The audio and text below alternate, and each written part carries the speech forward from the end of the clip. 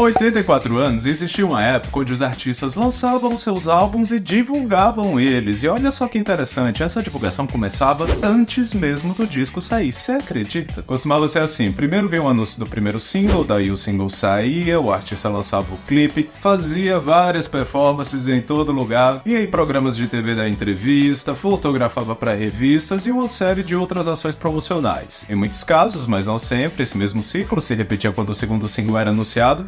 E por volta dessa época mais ou menos também já era anunciado o título do álbum, a capa que ele teria e a data de lançamento. As pessoas criavam expectativas, ficavam animadas pelo que viria pela frente. Na semana de lançamento então era uma chuva de divulgação. Afinal, como esquecer daquela ação da Rihanna, que teve uma turnê que passou por 7 países durante os 7 dias de lançamento do seu 7º álbum de estúdio, Unapologetic. Daí, depois de muita divulgação, quando quase todos os singles já haviam sido lançados e o público já havia consumido e entendido sobre o que aquela era se tratava, o que era que vinha, exatamente, a turnê para fechar tudo com chave de ouro e muitas vezes com registro oficial para ficar eternizado para sempre. E bom, quem viveu, viveu, porque hoje em dia a moda é anunciar uma nova era, divulgar a capa no Instagram, sumir e daí, no dia do lançamento, a gente vê no que é que dá. Olá pessoal, meu nome é Anderson Vieira, esse é mais um vídeo aqui do canal e deixa eu contar uma coisa pra vocês. Por muito tempo existiu uma teoria de que a pessoa que ganhava o prêmio de álbum do ano no Grammy se apresentava ou no início ou no último bloco da premiação pouco antes do prêmio ser entregue. Nada confirmado, mas em várias ocasiões a gente viu essa coincidência se concretizar, como por exemplo em 2011 e 2013, Arcade Fire e Beck se apresentaram no último bloco da premiação e na hora de anunciar o álbum do ano, quem foi que ganhou? Exatamente eles. Já em 2016 e 2017, Taylor Swift e Adele abriram o Grammy e no fim da noite, 1989 e 25 foram eleitos o álbum do ano, dentre vários outros casos. Não era algo exato, mas que acontecia ali com uma certa frequência. Esse ano, no entanto, quando a Taylor venceu pelo Midnights, quem seguia essa teoria percebeu que já não fazia mais tanto sentido assim, porque a Taylor sequer se apresentou. E esse, aliás, foi até o momento em que eu me toquei, que não é como se a Taylor não tivesse se apresentado apenas no Grammy em específico, mas que a era Midnights como um todo nunca teve uma performance de nenhuma música em nenhum lugar, com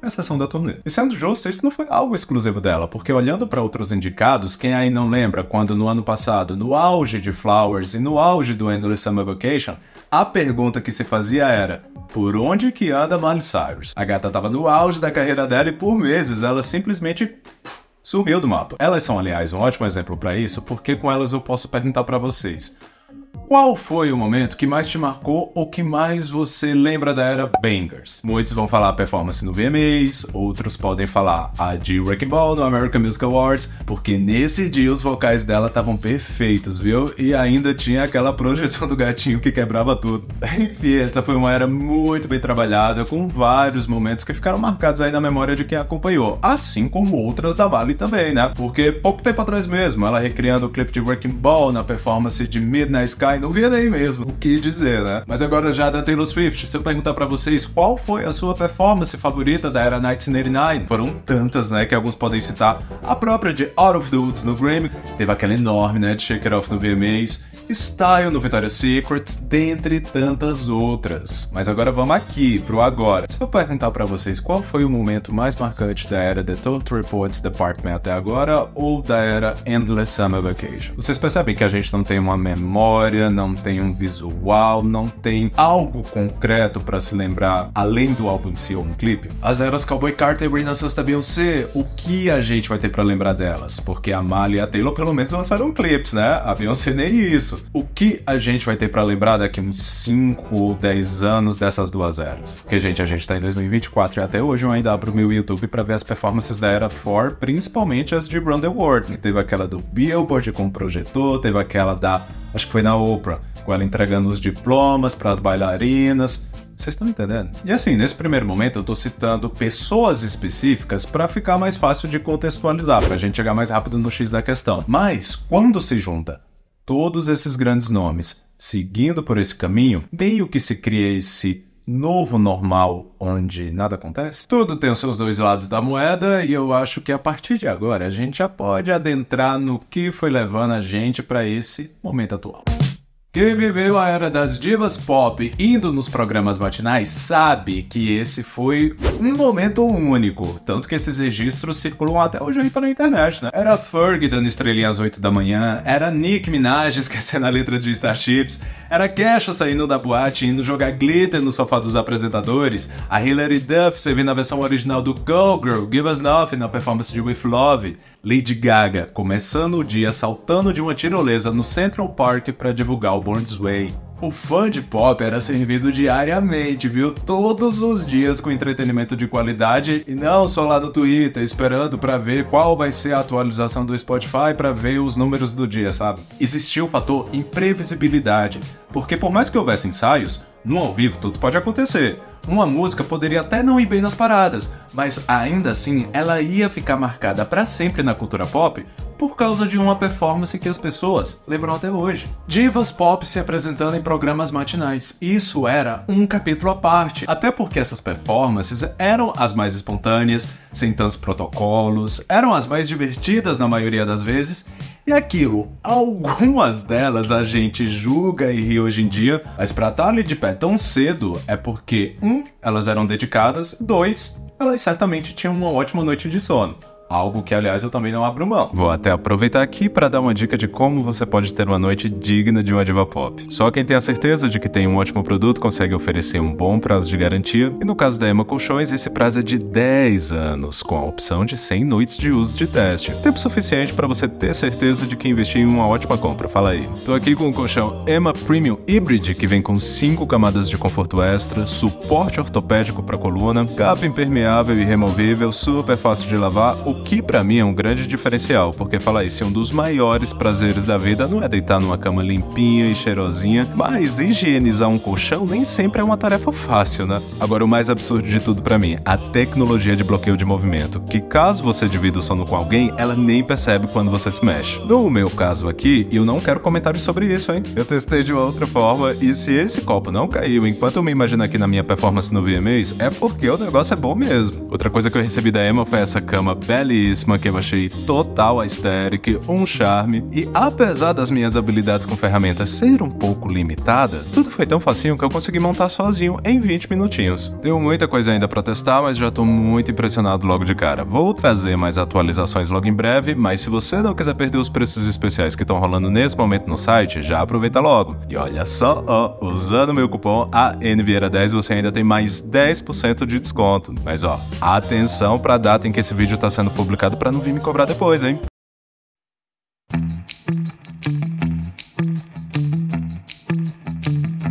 Apesar de, na medida do possível, haver um equilíbrio, a música de forma comercial, ao mesmo tempo que ela é uma expressão de arte, ela é também um produto, independente do nível. Seja para aquele artista que quer criar e deixar o seu legado no mundo, seja para aquele que quer apenas fazer o seu trabalho e pagar o seu aluguel fazendo aquilo que ele gosta. Alguns vão tentar equilibrar mais essa balança, alguns vão pender mais para um lado, outros vão pender para o outro, mas, enfim, não tem como fugir. Dito isso, a cultura dos singles, das músicas de trabalho, da comercialização individual de uma faixa, foi inserida de forma mais efetiva no mercado fonográfico a partir do final da década de 60, como uma forma extra de monetizar em cima de um trabalho que já estava pronto, mas acima de tudo para impulsionar as vendas de um disco. E olha só, assim como aconteceu quando os primeiros videoclipes surgiram, que os chefes de gravadora achavam que aquilo era um desperdício de dinheiro, com os singles também houve essa resistência, até porque eles eram comercializados por um valor mais barato, e na cabeça de muita gente ficava aquela ideia de, se agora as pessoas podem comprar a música favorita dela, comprar o vinilzinho pra escutar aquela música que ele tanto gosta, por que as pessoas vão continuar pagando mais por um álbum completo? Toda novidade tem disso, né? Mas olha só, isso foi algo que durou por um bom tempo, viu? Porque vou até aqui dar um exemplo pra vocês. Apesar de muitas músicas terem feito um sucesso enorme, quando você olha nos charts antigos, nem sempre a posição que ela registrou reflete o tamanho que ela foi. Muito disso porque até o começo dos anos 2000, a venda do CD single era essencial para a contagem dela nas paradas, e em determinado momento, a própria gravadora parava de produzir, pois uma vez que a música já estava bombada e todo mundo conhecia ela, eles retiravam os singles para o quê? Será que alguém adivinha? Exatamente, fácil essa, né? Impulsionar a venda dos álbuns. Vocês podem até notar que muitos singles icônicos da Britney Spears, principalmente do início da carreira dela, não tem essas posições muito altas, justamente por causa disso. I'm Sleep For You foi apenas 27 na parada de singles da Billboard, mas o Britney foi lá e vendeu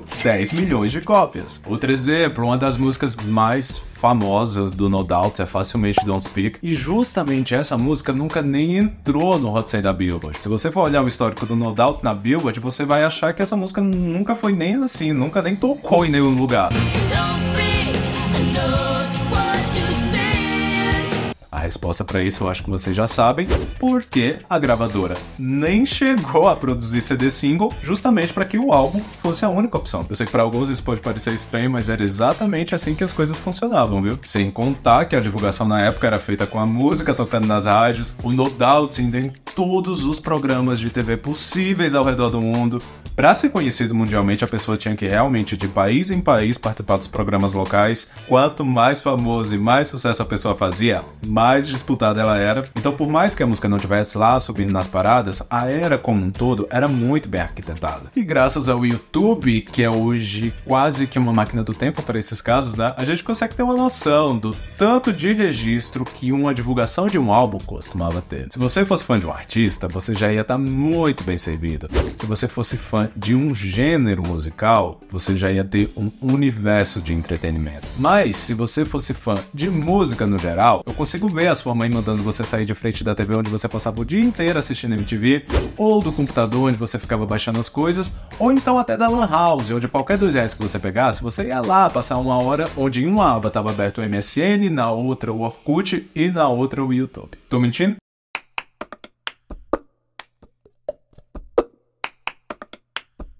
Hoje em dia muito se fala em bolhas, né? O que é realmente uma realidade. Tanto que eu sinto que até a coisa mais popular do momento ainda é uma bolha, porque, por exemplo, no momento em que eu tô gravando esse vídeo, a música número 1 no Spotify é uma chamada Digitando do Gustavo Moura e Rafael. Não acompanho o sertanejo, então eu nunca tinha nem escutado falar deles, imagina então dessa música, né? Mas eu sinto que se fosse lá atrás, eu provavelmente iria conhecer, porque no mesmo programa que eu assisti os clipes da Britney Spears, Jennifer Lopez e Sandy Júnior, eu lembro de também assistir os clipes de sertanejos como Leonardo e Bruno Marrone. Com a mudança das formas de consumo, é bem complicado querer comparar a forma que um sucesso, a forma ampla que um sucesso atingir as pessoas de 2010 para trás com hoje em dia, porque por mais que algo seja enormemente grande, ainda assim é muito difícil que ela atinja todas as pessoas. Porque, por exemplo, Flowers foi o maior sucesso mundial do ano passado, diria algo pique Bad Romance em 2010, e assim,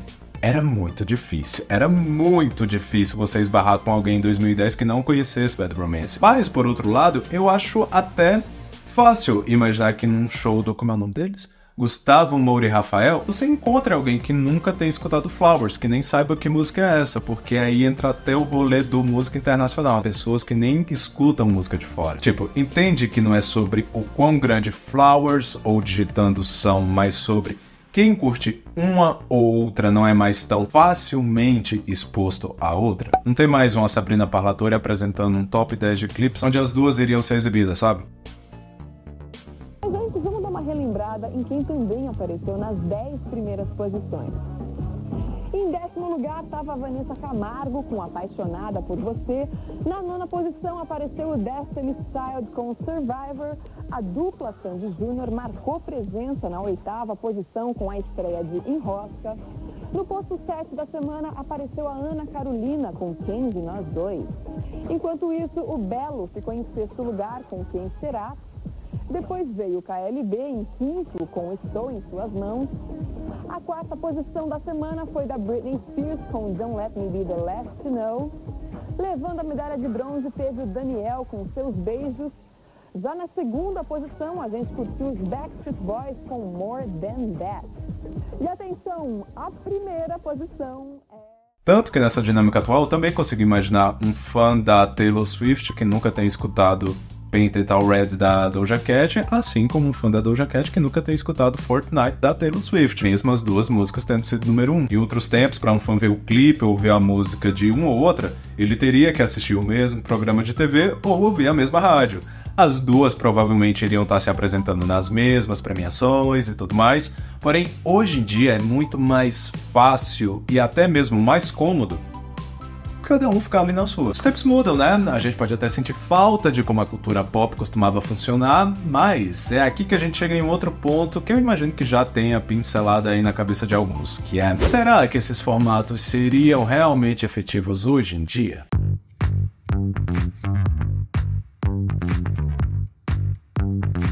Muita gente ainda costuma ficar surpresa quando descobre que o artista não recebe nada para se apresentar no Super Bowl, não tem ali o cachê da performance. Mas aí é que tá, viu? O Super Bowl é ainda um dos melhores palcos para qualquer pessoa se apresentar, porque além do óbvio, né, que é a audiência monstruosa que o evento tem e toda a exposição que a pessoa recebe, é a produção do evento que paga todos os custos de produção, o que é totalmente diferente de qualquer outro evento ou premiação, programa de TV e etc., onde é o artista ou a equipe dele que vai bancar esses custos. Eu nunca achei os valores exatos de outros lugares, mas eu lembro que uma vez foi divulgada uma lista com as performances mais caras e mais baratas que aconteciam no The X Factor, o que talvez já seja uma surpresa aí pra muitos, né, de pensar que só porque o programa já estava pronto, era só convidar o artista e tudo ia ser montado pra ele, mas, enfim, só pra constar, na época em que a lista foi divulgada, a performance mais cara havia sido a da Nicole Scherzinger quando ela foi promover o primeiro single do seu álbum solo, onde a performance de Poison havia custado 225 mil libras. E do outro lado, a mais barata foi uma do Ed Sheeran com Give Me Love, que havia custado 25 mil libras. E assim, a minha surpresa pelo menos foi que a da Nicole, apesar de cara, se justificava pelo tanto de coisa que aconteceu naquele palco, né? Mas pra uma pessoa que não entende desse mercado, e nesse caso até eu me incluo, é ver como a do Ed Sheeran, onde ele só usou um violão, conseguiu custar tanto dinheiro, conseguiu ser tão cara a ponto de ser 25 mil libras. Sendo que ele só usou um violão. Mas óbvio, né? Quando você junta tudo que tem de bastidores, aluguel de um espaço para ele ensaiar, as luzes que foram usadas, o laqueador, o cabeleireiro, o estilista, enfim, ok, faz sentido. Mas só falando assim é algo que de primeira você pensa, nossa, da onde, né? Mas agora você pensa que se uma única performance conseguia chegar nesses valores, imagina um combo de performances, em vários lugares diferentes, com elementos diferentes, porque ainda que uma performance fosse acontecer em um outro país, ela não poderia ser 100% igual à outra. Imagina o custo para bancar tudo isso. Era muito dinheiro, viu? E isso porque a gente está falando só de um segmento de divulgação que era as performances ao vivo. Agora imagina quando somava tudo. Sabe quando eu falei que a música comercial é ao mesmo tempo arte e produto? Então, as redes sociais e o streaming juntos deram as mãos e globalizaram tudo. É uma mão que descentralizou muita coisa.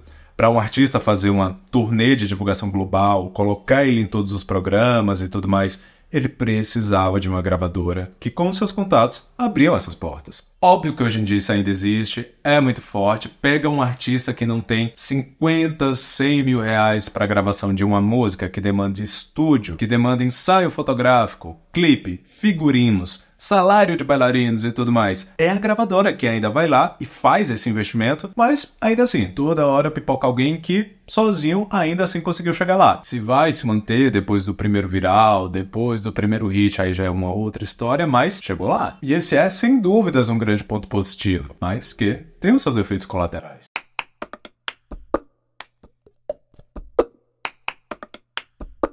Quando a Ariana Grande e a Taylor Swift anunciaram as capas e a data de lançamento do Eternal Sunshine e Total Reports Department no Instagram, de uma vez só, elas anunciaram para os fãs delas nos Estados Unidos, no Brasil, na Austrália, na Ásia, no mundo todo, com um simples publicar. Só com esse simples post no Instagram, elas já sabiam que o disco de cada uma delas ia vender porque a mensagem chegou em quem precisava, sem a necessidade da exaustão que aquela bateria de divulgação causava. Porque uma coisa que você já deve ter visto também, né, que algo que quase toda artista já reclamou é o fato do que rola nesses bastidores para que todo esse espetáculo tivesse pronto.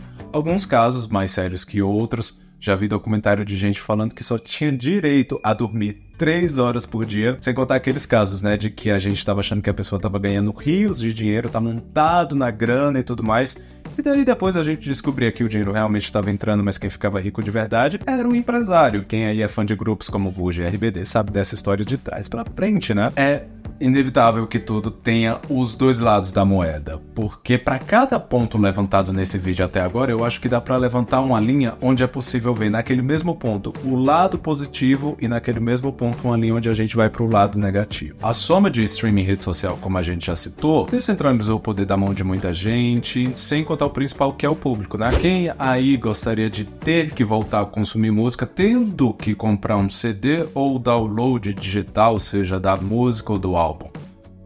Ninguém quer isso, só funciona para fã essas coisas hoje em dia. Por outro lado, é essa facilidade que causa um esgotamento tão rápido de tudo hoje em dia, é um imediatismo muito grande, é um fluxo de informações muito grande, é toda semana uma enxurrada de novos lançamentos. Por que gastar 225 mil libras em uma performance, sendo que é um viral, um vídeo de 15 segundos no TikTok que vai trazer um retorno muito mais eficaz atualmente? Antes, o que causava boca a boca era o que o artista fazia no palco. Se uma performance em uma premiação fosse muito boa, no outro dia ela ia estar em todos os veículos de mídia, todo mundo ia estar falando sobre, ela marcava. Hoje em dia, por mais que uma performance seja, nossa, o supra-assumo, ela vai ser comentada por 2 horas no Twitter e logo em seguida vai vir outro assunto. Por que investir tanto tempo, dinheiro, isso fosse em algo, sendo que é um viral que vai realmente atingir as pessoas e trazer o resultado? Faz quem quer, faz quem gosta e faz quem tem tempo. E quem também tem a oportunidade, porque também tem as entrelinhas no meio disso. Porque alguns podem até falar, quem tá em um nível muito alto não precisa mais se preocupar com isso. E realmente precisar, a pessoa realmente não precisa. Mas se por um lado se tem esse novo modelo, onde o post no Instagram vai vender o álbum, de outro se desenha esse novo formato, onde muitos nem tem mais a chance, porque até a gravadora já percebeu isso, que é mais fácil tentar investir em um viral do que na pessoa em si. Óbvio que há exceções, Tate McRae tá em todo lugar que ela pode. E pelo que já deu pra perceber, pelo que deu pra entender, ela é uma dessas, que ama performar, que ama estar nos palcos, ela tem a energia e a vontade de ser conhecida. A Dua Lipa idem, Grammy, Brits, SNL, na era Filter Nostalgia então ela tava em todo lugar, e ela é até um ótimo exemplo aqui, porque a gente consegue até ver que o público em geral realmente já se acostumou tanto com menos, com pouco, a ponto de quando viram ela fazendo 15 performances de Don't Start Now, começaram a chamar ela de desesperada. Vocês sabem, né, que fã consegue ser o cão quando eles querem, e daí o que era comum virou aquilo. Olha lá, aquela desesperada tentando fazer a música dela hitar, fazendo 15 performances, enquanto a minha fave conseguiu o número 1 com uma performance e um post no Instagram. Olha lá que desespero. Daí, meu amor, voltando pro lado corporativo da coisa, quando a pessoa que investe percebe que ela consegue fazer muito mais dinheiro gastando bem menos,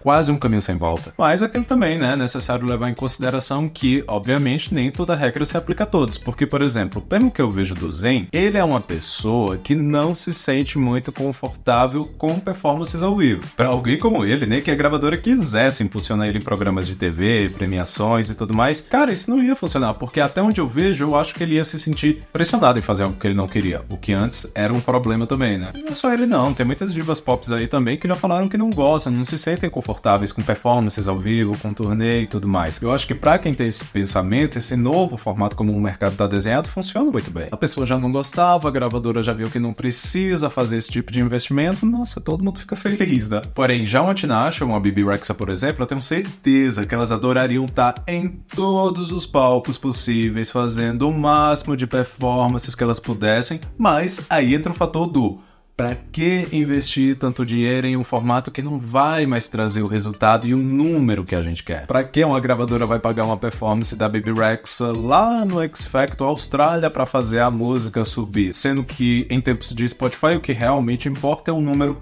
total da coisa, sabe? Lembrando que esses nomes citados foram apenas alguns exemplos, mas eu sei que vocês conseguem visualizar vários outros que podem se encaixar em qualquer um desses dois cenários. E até mesmo o terceiro, né? Que é um mais seleto, que é aquele onde eu realmente posso, eu tenho uma abertura, eu consigo, eu gosto, mas ou eu não quero, então não tá fazendo sentido pra mim nesse momento. Tem esses também. No fim, a gente sabe que as coisas sempre vão evoluir e que é muito chato esse papo de na minha época era melhor.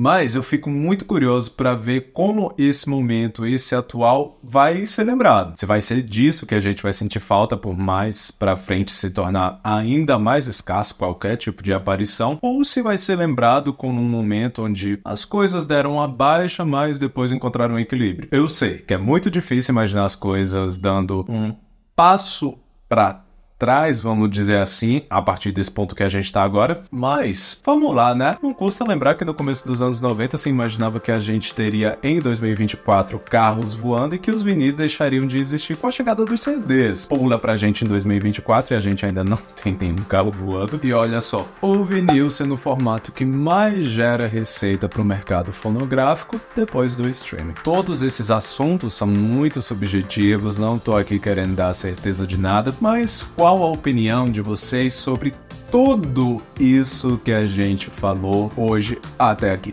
Foi muito difícil amarrar tanta coisa em um único roteiro, mas eu espero que pelo menos para expandir para novas ideias, esse vídeo tenha sido válido. Se você gostou dele, já sabe, deixa o like para ajudar aí na divulgação, compartilha aí com o pessoal, se inscreve no canal se ainda não foi inscrito, aquele esqueminha, beleza?